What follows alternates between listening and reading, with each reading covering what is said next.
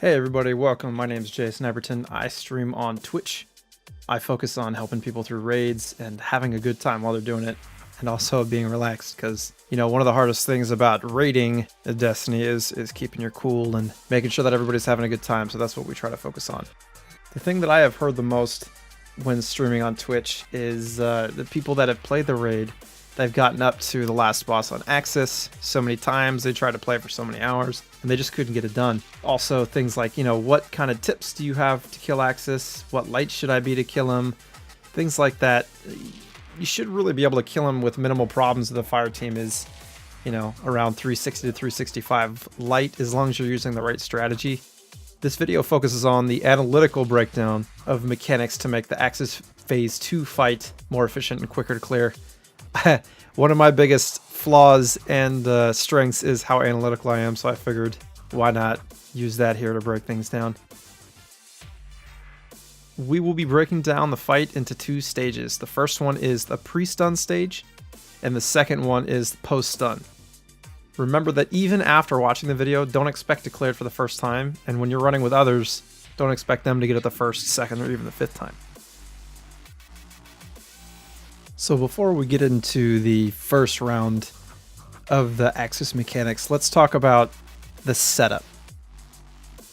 We want to eliminate as many variables as possible when running this fight to make things a little bit more simple and smooth to run, because there are some moments where if you don't have things set up beforehand, they make it a little frantic and people might panic and forget what they're doing. So first of all, make sure to choose 3 cannon runners that will always be running cannons no matter where they are, whether they're empowered or not, and things like that. Ideally, these would be the 3 highest light people in the fire team, because DPS is dependent on the light level for the cannons. The other 3 people that are in the fire team will be considered the bomb throwers and the ad clearers. So when they're not throwing a bomb, they need to make sure that they're helping clear out the rest of the Shanks that are still on the map, and then getting in position and prepared to throw the bomb when the Servitors do drop. Let's make sure to determine who uses supers when. If we have more than one hunter, you want to tell someone that they're going to have the first tether every time for that third phase, and then who has the second tether. Ideally, you have at least one Titan in the party that has Weapons of Light, Bastion Illuminated, unlocked, and preferably they would be permanently in the middle as a bomb thrower, so that before that third phase they're able to pop that weapons bubble. Loadout for DPS isn't quite as important as you may think, at least for the first and second phase, since you are going to be getting most of the DPS on the third phase itself.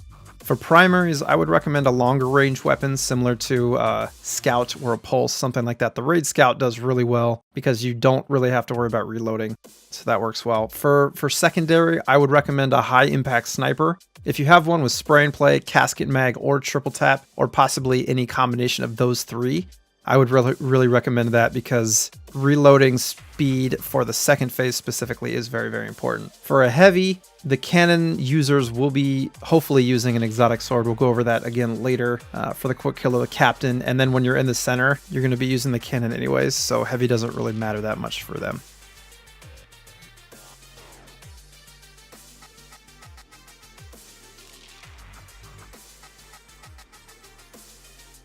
Alright, so now that we have the setup taken care of, let's talk about the pre-stun round. So this is before he starts teleporting for the DPS stun phases. First of all, we need to make sure that we're killing all the Shanks and the ads. The bomb throwers will be focusing on these even while the other person is going to kill the captain. Secondly, avoid those Siva bombs. If you're on the opposite side of where Aksis currently is, you can stand typically at the very top of the stairs on your side, which should leave that pillar in between you and him. If he can't see you, he will not shoot you. If you're in the center, make sure that you're using the pillars as well to block the view of Aksis, should help. Next, we will be determining empowerment. This is probably the most important part of the fight as a whole. 3 random guardians on the field will get empowered, and I've learned that the word empowerment actually is becoming a little bit redundant. If everybody on the fire team is going to call out empowered when they get empowered, then the important part, which is which side they're on, tends to get drowned out in the panic of everything. So my advice is to completely cut out the word empowered. If you get empowered on your side, just call out left, left, left, mid, mid, mid, or right, right, right. The person on left will be covering the farmost dunk spot. Secondary responsibility will be bottom mid. Middle empowered person, their main responsibility is just to cover that back area where that's closer to the platforms that you jump on. And similar to the left, the person on the right will be covering their side first and then bottom middle second. So you should have 2 people covering that bottom mid, and it shouldn't be a problem. Next step is who will switch where. So the people that we defined earlier as the cannon runners will also be the only people that will ever switch sides. That means that you only have to worry about switching 3 people instead of 6. When we make the switch to each side pre-stun, we will be doing so after the servitors are down. We'll cover this again in a second. Next step is to take down your captains on your side. This will be the main responsibility of the cannon runner, and hopefully they have a heavy sword equipped, an exotic sword similar to a Raise Lighter or a Young Wolf's House, something like that. The bomb throwers will continue to kill Shanks so that they don't kill the people who are trying to go after captains. Next, we will shoot the cannons at the servitors. You can look at the doorway to see which servitor's on your side and just call it out however you want to call it. I like to say Solar, Arc, and Void just because it's the 3 elements that we've always used. There's no need to call out the captain. So if you're calling out captains, it's going to get really confusing as to where the actual servitor is, and that's the most important part of this. I recommend learning to shoot across the map so that you do not have to run up next to the servitor and shoot him. Make sure you're holding that trigger down for around 2.5 seconds or until that second pulse hits, and then you can let go. Once your servitor is down, the people running cannons will go to the center where that bubble will get dropped in between the back platform and the stairs, and they will make sure to land on the ground and drop that cannon. Once your cannon is down, go back to the same side that you were on, or if you are supposed to relocate to a different side, this is when you would do it. When you are relocating, try to take the fastest route possible. There usually is a straight line pass to most spots, so you can go from middle to right or left very, very quickly. And if someone is a little bit slow to switch, make sure that somebody recognizes and tell the bomb throwers to hold off for a few seconds so that the person can get in spot and then the last bomb can get thrown. If someone dies during this phase, you can take some extra time by waiting for somebody to get to maybe 10 seconds till res before killing your captains.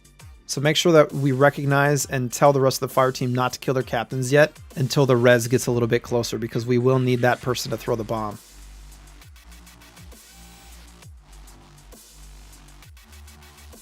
Now that we've thrown the last bomb, this begins the stun round.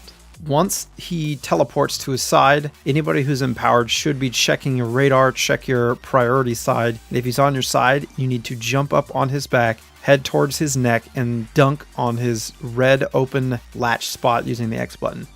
Make sure if you're a Titan or a Warlock to cancel out your jump before so that you don't float over his head.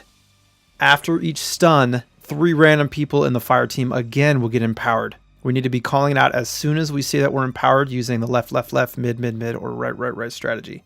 If a side is uncovered, one of the cannon shooters will move sides quickly during that stun. Make sure you call out if you're moving to cover a side. As a Sherpa, I personally like to make calls out for them when I can, because it is only 2 other people and myself I can usually recognize who needs to switch where.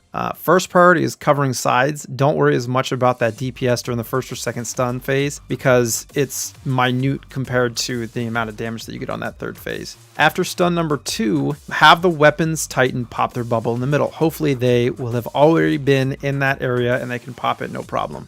If they have Bastion illuminated, it should last until the end of the third stun round anyways. They should be placing it again halfway between the mid-back platform and the stairs. If you are not empowered after stun number 2, make your way to that center bubble. Also, if you're empowered on the same side he's currently on, you can go there as well, because he will not transfer to the same side twice. There should be 3 to 4 people in the middle before stun 3 even happens, and that adds a lot of DPS there. After stun 3, cannon runners should pick up their cannons, get in the bubble, and get ready to unload on him. The first tether should go immediately after the stun happens, and then everybody's dipping into the bubbles. Make sure you're using those Viking funeral grenades too if you're a Warlock. The cannon runners will be giving the most DPS. It's almost double the DPS, so we want to make sure that they're getting lots of DPS on the boss. Also remember to charge the cannon for around 2.5 seconds or until that second pulse hits, otherwise you won't be getting nearly the same amount of damage. If somebody dies during the stun round, make sure to figure out who ends up with the new empowerment and they call it out. Also, you should have time during the second stun to possibly res if you're on the same side. The earlier everyone, and most importantly the gun runners, get to the center and in the bubble, the more DPS you will do to Aksis during that round. Lastly, make sure you decide which platform everybody will be running to after the third stun phase is complete. When used properly, you have 5 rounds to get it done. If somebody goes to the wrong platform, it will take 1 or more platforms and opportunities away. And you really want to maximize those opportunities if somebody wipes and you need to get on a platform early. When you get Aksis down to around 1 to 5%, he will go up to the front, similar to how Oryx did his last stand phase. If you're lucky, you still have some shots in the cannon because the cannon will wipe him out very, very quickly. If you don't, make sure you're using those snipers and those heavy weapons to try to deplete his health as quickly as possible.